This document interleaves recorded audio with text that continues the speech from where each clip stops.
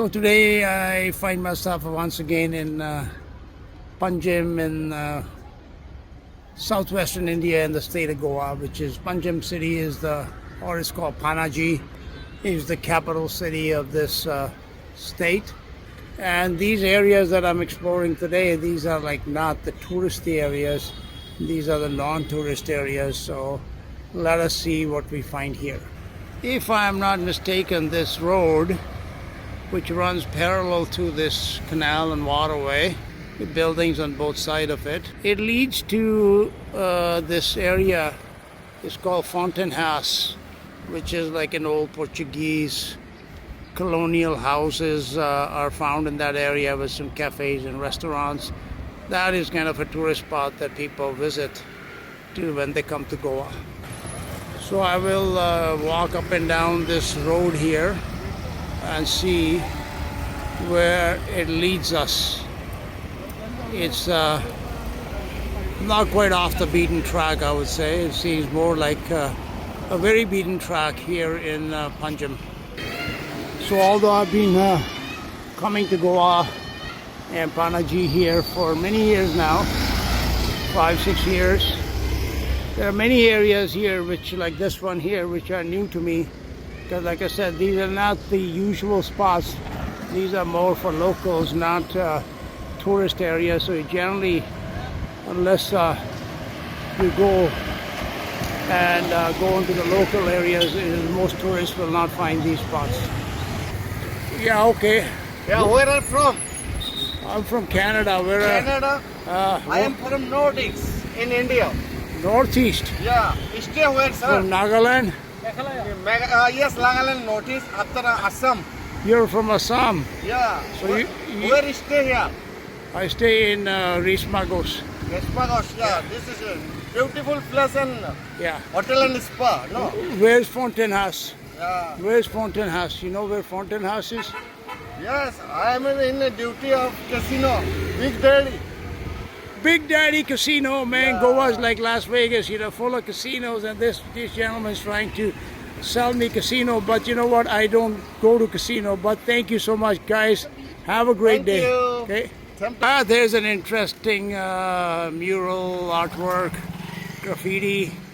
Seems like that's from somewhere up around Assam, like a lady with a basket on her back, which is usually used for picking tea leaves. So I was right. I think this is that area, which is called Fontainhas, and let's see if I can walk in there and see some of these old Portuguese houses that people come to visit when they come to Goa. So here they have these buildings with these ceramic signs on them to indicate that these are some type of historical buildings, although that doesn't look too historical. Live the leather life, so I guess it's some kind of leather shop here, leather goods. And this is a nice looking garden restaurant at the Panjim Inn. Might come by and have a little bite to eat here later. This is another one of these old buildings. These are all painted different colors. I think that's what people come to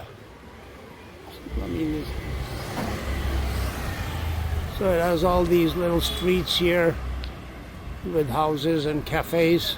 It's a Tuesday afternoon, so it doesn't seem to be that busy. Few tourists walking around.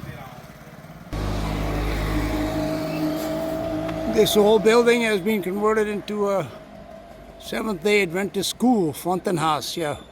So this area is again the Fontainhas area. I need a tea house. I mean, I must say that this area is a little underwhelming, although it has somewhat of a Mediterranean feel for people that have actually been to, Greece and Italy. They would definitely be not too overwhelmed by a visit here. Here's another place. Looks like some type of hotel, breakfast, bed and breakfast, Airbnb kind of place. We went that day with Susa, it's called. And here's a colorful building. And it's a coffee shop here, Bombay Coffee Roasters. I'm kind of coffeeed out today, so won't be going in there. Now I do know that you can, this is at the bottom of some hills. There are some nice properties up on the hill, villas, etc. that is worth a drive up there. And that seems like a nice, some type of French bistro. It's called Chapter 3 Bistro, free Wi-Fi. Now, a few months ago, I had visited around here and eaten at a Goan restaurant. I forget the name of it. And I must say it was very, very good. Let's see if I'm walking by if I can find it again. So I think what distinguishes this area is these colonial buildings, which are painted different colors. They're not all white. So it gives it a very Portuguese feel. La Maison Fontainhas. Seems like some type of boutique hotel. And they have this restaurant, a French restaurant by the looks of it. This European fusion. And here's coming up on a beautiful white church slash chapel. And a lot of signs here says photography banned for some reason, don't know why. This is the Saint Sebastian's Chapel. It does have a little bit of the European feel with these narrow roads, with these buildings and houses around it. Cafe, tea trunk, okay. So this area I'm walking through is a cobbled pathway between houses. Looks very nice, I must say. So yeah, it's worth coming here, walking around, and just spending an afternoon. Adera Cafe. And might as well do a plug for Dr. Fonseca's Pathology Lab, which is closed on Sundays if you're planning a visit here.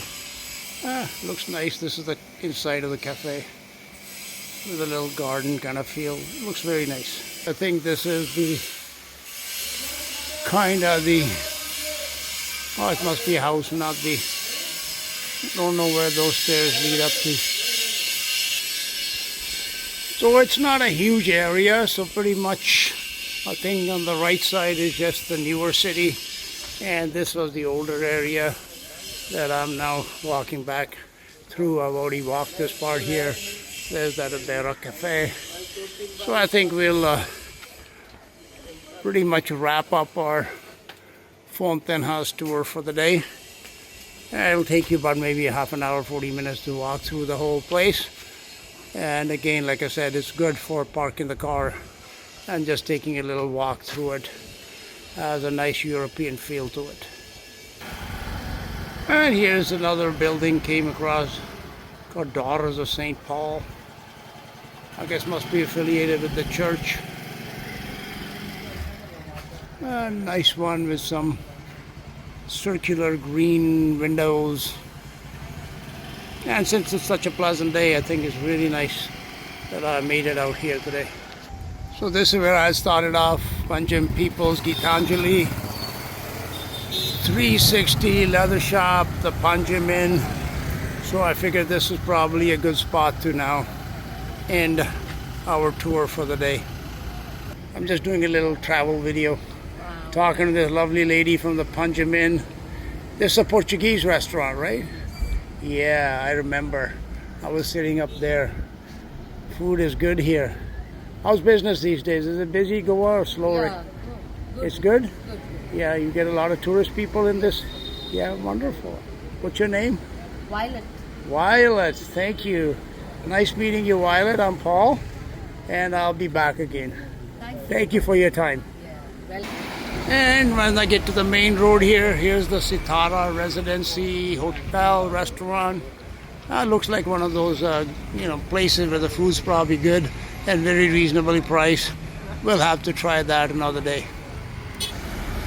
Now I have left the Fontainhas area, and here's that canal again on my right hand side, covered by these, thick cover of these green trees on the banks of both sides. It's nice to have that right running in the middle of the city. And if you keep walking down here, I think you get to one of the main market areas. And I'm just gonna walk a little bit further and see where we end up. So that's a little better view. And I was on the other side the other day where the man is working and they're building and cleaning it up and making some nice walkways there. Hopefully it'll be ready soon and then I'll do a video there. Since Goa's not a majority, but I think almost 40% or more Catholic. You see a lot of these Catholic schools and churches around here. There's a famous one in Panjim here that I'm going to see if I can get a shot of that today. But I was on the other side of the river bank today and they're doing a very nice job fixing it up. This is a colorful bridge going across. I'm going to walk across there. And this here, I don't know what road this is, but I think this leads to, anyhow, it leads to one of the major roads downtown. Yes, that big bridge in the background there, that's a new bridge that was built a couple of years ago opened a couple of years ago to take traffic from, basically bypass Panjim, which has really alleviated the traffic conditions here a lot. And as we can see, this is the river canal. There are some nice little walkways there that are being cleaned up, so I'm looking forward to when they're all ready. Out by that other bridge in the distance, that's where I started my tour.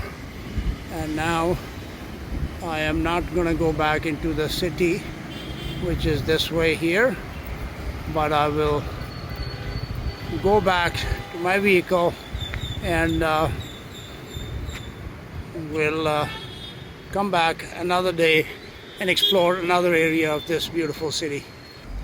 In regard to calling this a beautiful city, I might caution people, the beauty is in the eye of the beholder. Okay, so anybody expecting the cleanliness of Dubai or the boardwalks of Vancouver or LA, that you won't find for the most part. But at the same time, it has so much just natural beauty that has not really been enhanced by man-made structures that, to me, I have no problem walking around here for hours and being very satisfied spending my days like that.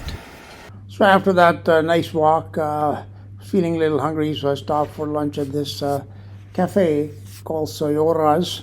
It's in an office building in Panaji, and had some chole bhature, which is a very traditional North Indian dish, as a matter of fact, consisting of chickpeas and some fried bread. And the price for that in this cafe was 100 rupees, which is just a little bit more than but maybe $1.25 USD.